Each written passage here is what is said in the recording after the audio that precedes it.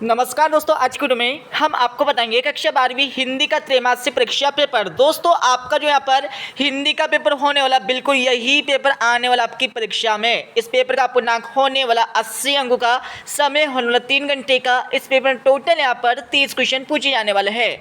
आपको इस पेपर का संपूर्ण उत्तर भी इसी वीडियो में मिलने वाला है। सबसे पहले आपको यहाँ पर कुछ निर्देश दिए, इन निर्देशों को अच्छे से पढ़ लेना है। इनको पढ़ने के बाद इस पेपर का हमारा पहला क्वेश्चन दिया है, सही विकल्प का चयन कर लिखिए। ये आपकी परीक्षा में 6 नंबर के सही विकल्प पूछे जाने वाले हैं। तो हमारा पहला सही विकल्प दिया है, दिन जल्दी जल्दी जलता है, कविता में कवि हताश और दुखी क्यों है, इसको तो लगा लीजिएगा। इसमें हमारा राइट आंसर सा वाला, परिवार से बिछड़ने के कारण। अब यहाँ पर दूसरा देख लीजिएगा, किस रस को रसराज कहा गया है, इसको तो लगा लीजिएगा। इसमें हमारा राइट आंसर बा वाला संघारस हो जाएगा। अब यहाँ पर तीसरा देख लीजिएगा, बाजार का जादू चढ़ने का अर्थ है, इसको तो लगा लीजिएगा। इसमें हमारा तीसरे क्वेश्चन में राइट आंसर आ वाला आकर्षण वस्तु हो जाएगा। उसके बाद चौथा देख लीजिएगा, चौथे का आंसर लगा लीजिएगा। चौथे में हमारा राइट आंसर बा वाला क्षेत्रीय शब्द हो जाएगा।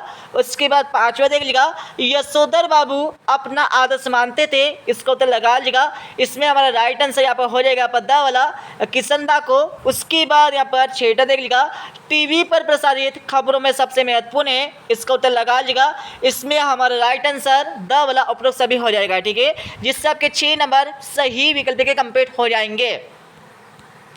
अब यहाँ पर हमारा क्वेश्चन 2 देख लो। क्वेश्चन 2 में आपको क्या करना है, खालिस्तान की पूर्ति करना है। आपकी परीक्षा में 7 नंबर के खालिस्तान पूछे जाने वाले, तो इनके आंसर भी आप फटाफट लगाते जाइए। जैसे कि हमारा पहला दिया है, भक्ति काल की प्रेम मार्गी शाखा के प्रमुख कवि खालिस्तान है, इसमें आपको लिखना होगा जाय से लिखना है। और दूसरा देख लीजिएगा, पतंग की पतली कमानी खालिस्तान की बनी होती है, इसमें आपको लिखना है बांस की लिखना है। और यहाँ पर तीसरा देख लीजिएगा, 22 से 26 मात्रा वाले छंद को खालिस्तान कहा जाता है, इसमें आपको लिखना है सवेया लिखना है। और चौथा देख लीजिएगा, बख्तीन का कद खालिस्तान था, तो इसमें आपको लिखना है यहाँ पर क्या लिखना है, छोटा लिखना है, ठीक है। अब यहाँ पर पांचवा देख लिया, पांचवें का आंसर लगा लीजिएगा। पांचवीं में हमारा राइट आंसर निपात शब्द हो जाएंगे। और छठे में हमारा राइट आंसर बिरला मंदिर हो जाएगा। उसके साथ यहाँ पर सातवें में हमारा राइट आंसर, यहाँ पर राइट आंसर हमारा आम जनता हो जाएगा, ठीक है, जिससे आपके 7 नंबर खालिस्तान के कंप्लीट हो जाएंगे। अब यहाँ पर हमारा क्वेश्चन नंबर 3 देख लीजिएगा। क्वेश्चन 3 में आपको क्या करना है, सही जोड़ी का मिलान करना है। ये आपकी परीक्षा में 6 नंबर की सही जोड़ी पूछी जाने वाली है। दोस्तों आपको इस वीडियो के डिस्क्रिप्शन में टेलीग्राम चैनल की लिंक मिल जाएगी, तो आपको क्या करना है, उस लिंक पे क्लिक करके टेलीग्राम चैनल ज्वाइन कर लेना है। यहाँ पर सही जोड़ी का मिलान कर लीजिएगा। जैसे कि हमारा पहला दिया, आत्म परिचय। आत्म परिचय में हमारा ग वाला हरिवंश राय बच्चन हो जाएगा। महाकाव्य में आप लगा लीजिएगा महादेवी वर्मा हो जाएगी। जेठ का पुत्र यहाँ पर जिटोट हो जाएगा। उसके बाद अगला देख लीजिएगा, अर्थ के आधार पर वाक्य के प्रकार 8 प्रकार के होते हैं, और सिल्वर वेल्डिंग में आप लगा लीजिएगा। इसमें हमारा ख वाला यहाँ पर मनोज श्याम जोशी हो जाएगा। और मुद्रित माध्यम की विशेषता इसमें मैं लगा लीजिएगा, इसमें गड़ी वाला हो जाएगा, ठीक है, जिससे 6 नंबर यहाँ पर सही जोड़ी कंप्लीट हो जाएंगे। अब यहाँ पर हमारा क्वेश्चन हमारा 4 देखें। क्वेश्चन 4 में आपको क्या करना है, एक शब्द अथवा एक वाक्य में उत्तर देना है। तो यहाँ पर इनके आंसर भी लगाते जाइए। ये आपकी परीक्षा में 7 नंबर का आने वाले हैं। जैसे कि हमारा पहला दिया है, कविता का उड़ान कौन नहीं जानता, इसको तो लगा लीजिएगा। तो पहले क्वेश्चन में आपको लिखना है, यहाँ पर चिड़िया लिखना है। क्या लिखना, चिड़िया, आपको पहले क्वेश्चन का आंसर लगाना है। उसके बाद दूसरा देख लिया, जहाँ काव्य की शोभा वृद्धि का आधा शब्द हो, वह कौन सा अलंकार होगा, तो यहाँ पर दूसरे का आंसर लगा लीजिएगा। दूसरे में आपको लिखना है यहाँ पर शब्द अलंकार आपको लिखना है, ठीक है, शब्द अलंकार आपको यहाँ पर दूसरे क्वेश्चन का आंसर लगाना है। उसके बाद तीसरा देख लीजिएगा, गन्ने के पके हुए गाढ़े रस को क्या कहा जाता है, इसको तो लगा लीजिएगा। तो तीसरी में आपको लिखना है पर गुड़ लिखना है। क्या लिखना है, इसमें गुड़ आपको लिखना है, ठीक है। उसके बाद यहाँ पर चौथा देख लीजिएगा, चूरन बेचने का काम कौन करता था, तो यहाँ पर चौथे क्वेश्चन का आंसर लगा लीजिएगा। चौथे में आपको लिखना है पर भगत जी लिखना है। उसके बाद यहाँ पर पांचवा देख लीजिएगा, 5 क्षेत्रीय शब्द लिखिए। आपको इस क्वेश्चन में क्या करना, 5 क्षेत्रीय शब्द आपको लिखना है, मतलब आपके क्षेत्र में जो आप शब्द यहाँ पर यूज किए जाते हैं वो आपको यहाँ पर बताना है। तो इसको तो लगा लिए। पहला आपको हो जाएगा यहाँ पर लट्टू हो जाएगा। उसके बाद दूसरा हमारा हो जाएगा यहाँ पर लोटा हो जाएगा। और तीसरा हमारा हो जाएगा यहाँ पर छप्पर हो जाएगा। उसके बाद चौथा हमारा हो जाएगा यहाँ पर क्या हो जाएगा, खाली हो जाएगा।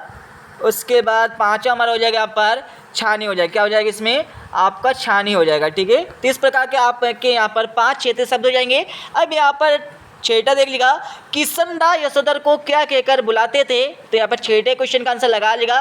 छठे क्वेश्चन में आपको लिखना है यहाँ पर यशोधर यशोधर बाबू यहाँ पर आपको 6ठे क्वेश्चन का आंसर लगाना है। और 7वां क्वेश्चन निकलेगा डेल लाइन किसे कहते हैं। आपको डेल लाइन की परिभाषा देना है, तो इसका आंसर आपको देख लेना आपकी किताब से, ठीक है।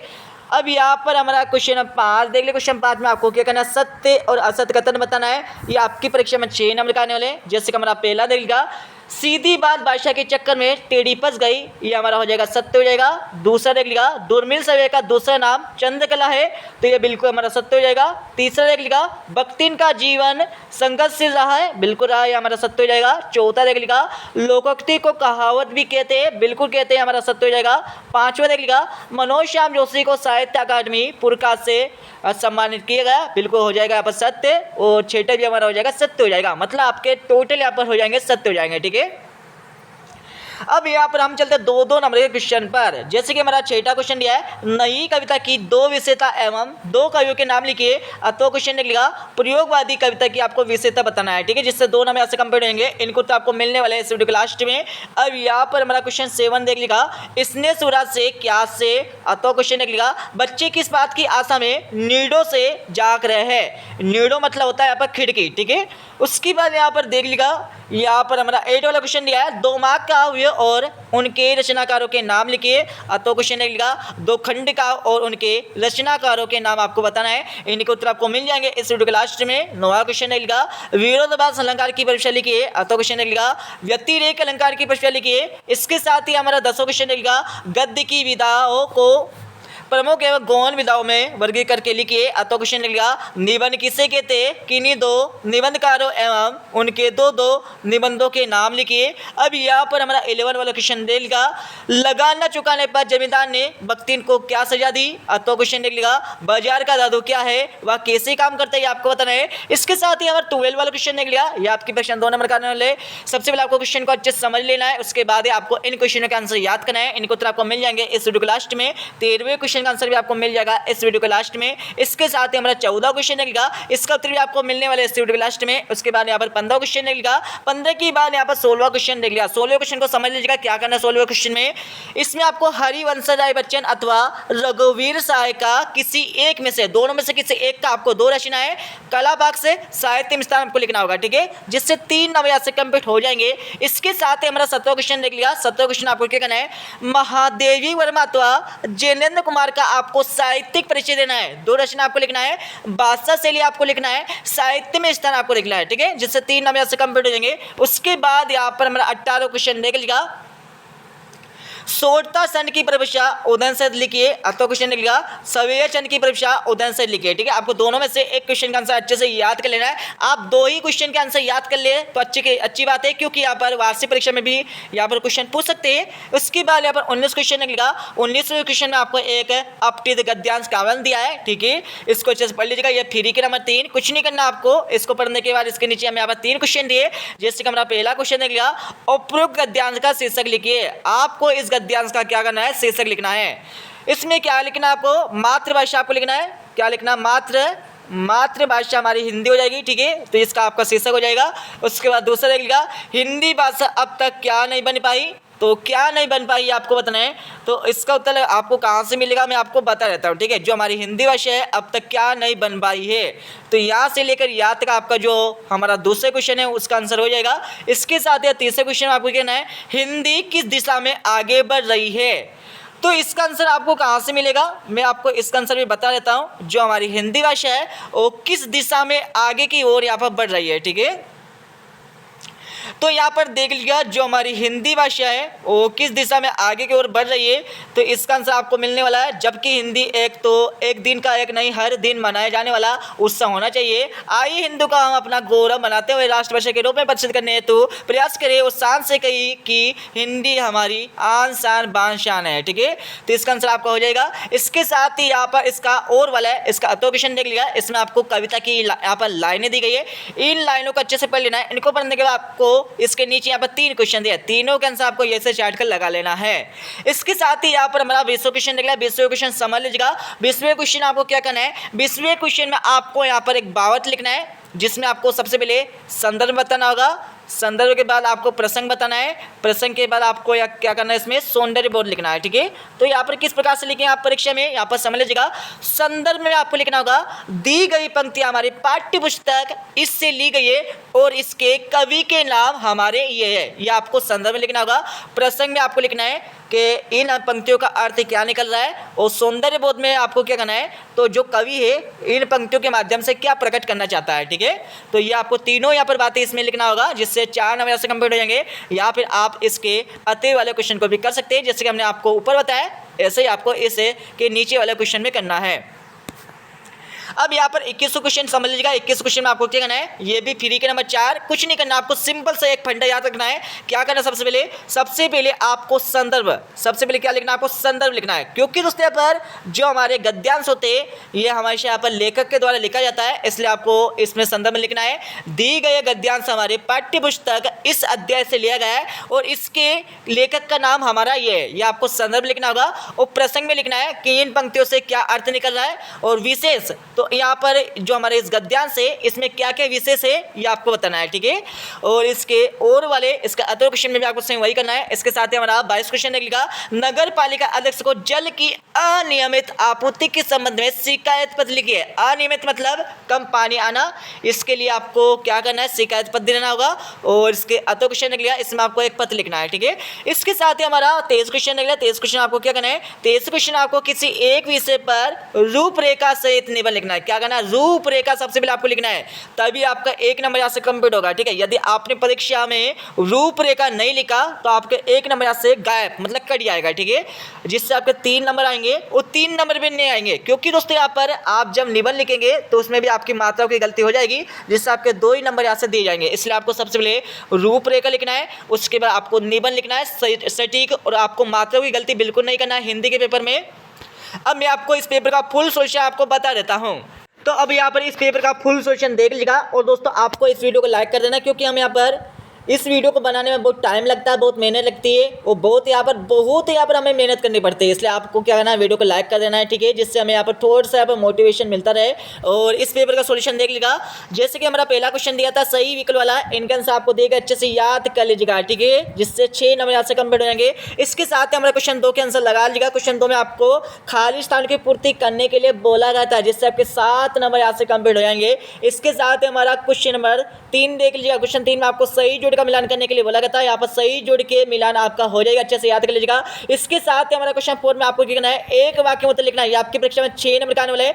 जैसे कि हमारा पहले में आपका चिड़ी आ जाएगा, दूसरे में हमारा शब्द अलंकार, तीसरे में हमारा घोड़, चौथे में हमारा भगत जी, 5 में आपको 5 क्षेत्रीय शब्द के यहाँ पर लिखना था, और 6 में आपको आंसर दिया गया है। और 7वां आपका क्वेश्चन है जिसमें आपको डेल लाइन के बारे में आपको लिखना है। ठीक है, और यहाँ पर 5वें क्वेश्चन आपको सत्य और असत्य कथन बताना है। उसके बाद यहाँ पर हमारा क्वेश्चन 6 का उत्तर लगा लीजिएगा। ये हमारा क्वेश्चन नंबर 6 का उत्तर हो जाएगा, अच्छे से याद कर लीजिएगा। या फिर आप इसका स्क्रीनशॉट भी ले सकते हैं, या फिर आप अपनी बुक से देखकर भी इन क्वेश्चन का आंसर याद कर सकते हैं।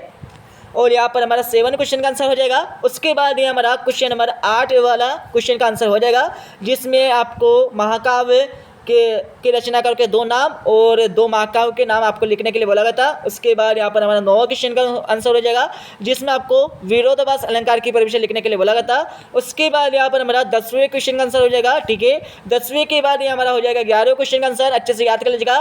दोस्तों आप अपनी बुक से देखकर भी इन क्वेश्चन का आंसर याद कर सकते हैं। बाई चांस हमसे यहाँ पर कुछ गलती हो सकती है, तो आप अपनी बुक से भी देखकर इन क्वेश्चन का आंसर याद कर सकते हैं। यहाँ पर हमारा क्वेश्चन 12 का आंसर हो जाएगा। उसके बाद ये हमारा क्वेश्चन 13 का आंसर हो जाएगा। ये हमारा क्वेश्चन नंबर 14 का आंसर हो जाएगा, अच्छे से याद कर लीजिएगा। और ये हमारा क्वेश्चन नंबर 15 मतलब 15 क्वेश्चन का आंसर हो जाएगा, अच्छे से याद कर लीजिएगा। उसके बाद ये हमारा क्वेश्चन नंबर 16 का आंसर हो जाएगा। ठीक है, यहाँ पर 16 क्वेश्चन आपको 2 रचना है। ठीक है, और यहाँ पर बादशाह शैली और साहित्य में स्थान आपको लिखने के लिए बोला गया था, अच्छे से याद कर लीजिएगा। उसके बाद हम चलते हैं अगले क्वेश्चन का आंसर पर। यहाँ पर 17 क्वेश्चन निकलेगा, जिसमें आपको 2 रचना है। ठीक है, जयेंद्र कुमार की 2 रचना आपको लिखना था, और बादशाह शैली आपको लिखने के लिए बोला गया था। उसके बाद आपको साहित्य में स्थान आपको लिखने के लिए बोला गया था। ठीक है, तो ये हमारा क्वेश्चन 17 का उत्तर हो जाएगा। और ये हमारा क्वेश्चन 18 का आंसर देख लीजिएगा, जिसमें 2 अक्षर की परिभाषा आपको लिखने के लिए बोला गया था, तो इसका आंसर आपको दिया गया है। उसके बाद यहाँ पर हमारा 19वें क्वेश्चन का आंसर देख लिया, यह हमारा 19वें क्वेश्चन का आंसर हो जाएगा, अच्छे से याद कर लीजिएगा। अच्छे से यहाँ पर पहला पॉइंट हमारा हो जाएगा देश प्रेम का भाव, दूसरा पॉइंट, तीसरा पॉइंट, उसके बाद यहाँ पर अच्छे से देख लीजिएगा और ये हमारा 20वें क्वेश्चन का आंसर हो जाएगा। इसमें आपको संदर्भ, प्रसंग और भावार्थ आपको लिखने के लिए बोला गया था, तो इस प्रकार से आपको संदर्भ लिखना है।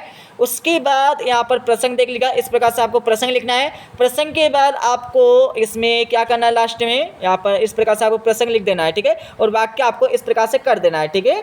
उसके बाद यहाँ पर हमारा अगला क्वेश्चन का आंसर देख लीजिएगा। यहाँ पर 22 क्वेश्चन में आपको क्या करना था, एक आवेदन पत्र यहाँ पर कह सकते हैं प्रार्थना पत्र आपको लिखने के लिए बोला गया था, ठीक है। अच्छे से प्रार्थना में लिख के याद कीजिएगा, जिससे आपकी मात्राओं की गलती ना हो पाए, क्योंकि दोस्तों अब जो हिंदी का जो हमारा पेपर है, जो आपका हिंदी का जो कुछ भी यहाँ पर होता है आपका, ठीक है, उसमें यदि आपने मात्राओं की गलती की तो आपके, यदि आपने पूरी परीक्षा में पूरा सही लिखा है बट आपने यदि परीक्षा में मात्राओं की गलती कर दी तो आपके यहाँ पर कम से कम, जैसे कि आपका पेपर 80 नंबर का होता है, तो आपने 80 नंबर का पूरा करके आए तो आपके 80 में से सिर्फ यहाँ पर 70 या समथिंग 65 नंबर दिए जाएंगे, क्योंकि आपने बहुत यहाँ पर हिंदी के पेपर में मात्राओं की गलती कर दी है, ठीक है। इसलिए हमेशा यहाँ पर आपको हिंदी के पेपर में क्वेश्चनों के आंसर को लिख कर याद करना है, ठीक है। इसके साथ ही हमारा 23 क्वेश्चन में आपको रूपरेखा सहित आपको निबंध लिखना है, तो इसका आंसर आपको देख लेना आपकी बुक से। तो इस प्रकार से यहाँ पर हमारा कक्षा 12वीं का हिंदी का पेपर कंप्लीट हो जाएगा। तो ठीक है दोस्तों, मिलते हैं अगले वीडियो में। जब जय हिंद, वंदे मातरम।